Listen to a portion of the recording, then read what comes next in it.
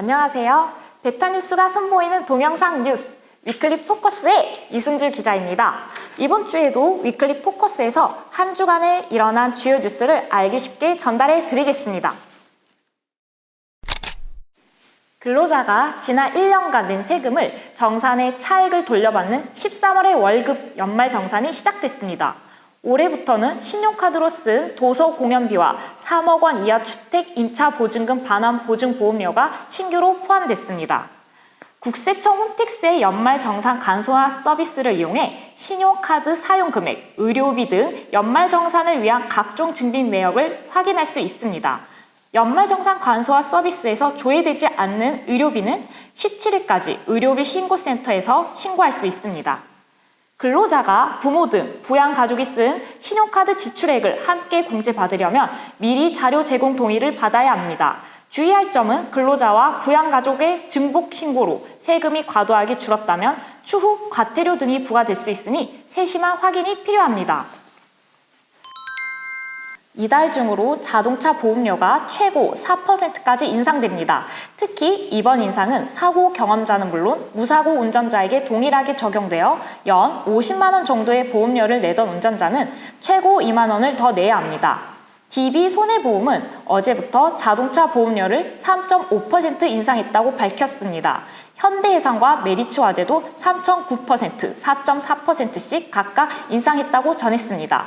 위 3개사뿐만 아니라 19일부터는 KB손해보험과 롯데손해보험이 각각 3.5%씩, 한화손해보험은 3.8%로 보험료가 인상될 예정이며 악사손해보험과 흥국화재, 삼성화재까지 대부분의 손보사들이 이달 중으로 평균 3% 이상의 인상을 이어나갈 예정입니다. 전문가들은 잇따른 보험료 인상의 이유를 지난 여름 폭염으로 인한 사고 증가, 정비 요금 인상 등 자동차 보험 손해율의 급증으로 보고 있습니다.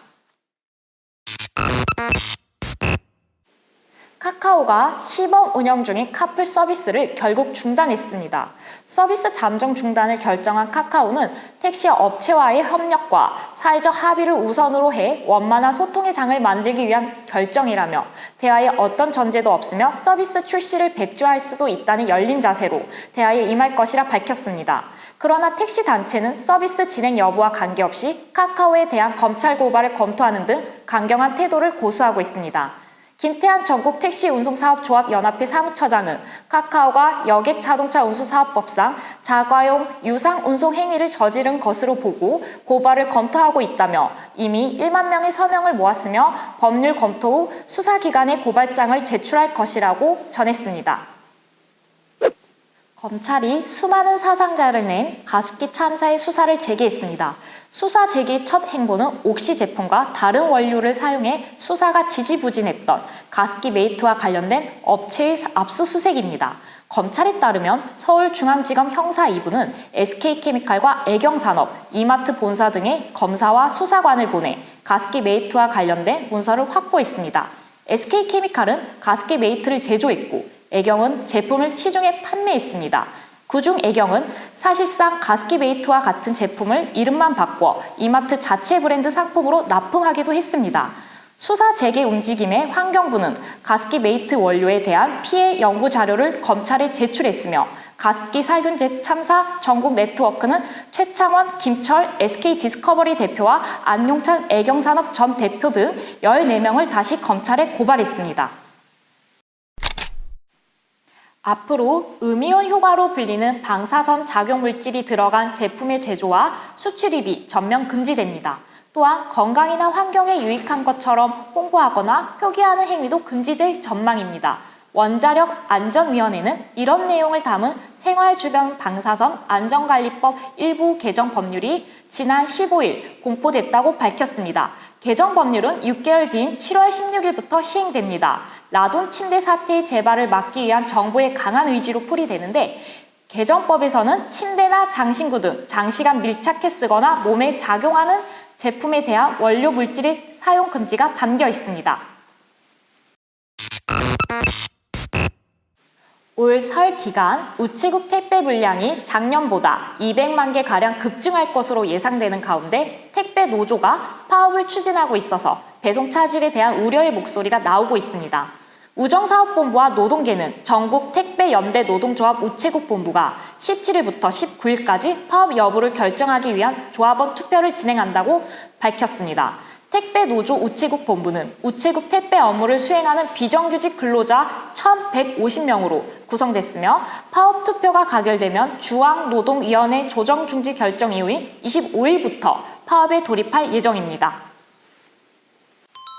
올해는 설 차례상을 차리는 비용이 20만 원이 넘게 들 것이라는 조사 결과가 나왔습니다. 한국물가협회가 설을 3주 앞두고 서울, 부산, 대구 등 전국 6대 주요 도시의 전통시장 8곳에서 차례용품 비용을 조사한 결과 올해 차례상 비용은 20만 4,230원으로 조사됐다고 밝혔습니다. 특히 과일류에서 사과의 경우 상품 5개를 준비하는데 지난해 대비 11.9% 오른 14,070원, 배는 30.2% 오른 18,820원이 들었습니다. 견과류 역시 대추 400g을 준비하는 데 드는 비용은 21.1% 상승한 5,680원으로 집계됐습니다. 사과, 배 등 과일의 가격이 강세를 보이자 정부는 주요 성수품 물질을 평시에 1.4배 수준으로 풀어 가격을 안정시키기로 했습니다. 이번 주 준비한 소식은 여기까지입니다. 여러분에게 도움이 되셨다면 구독과 좋아요는 클릭해주세요. 다음 주에 또 뵙겠습니다. 베타뉴스 이승주 기자였습니다. 감사합니다.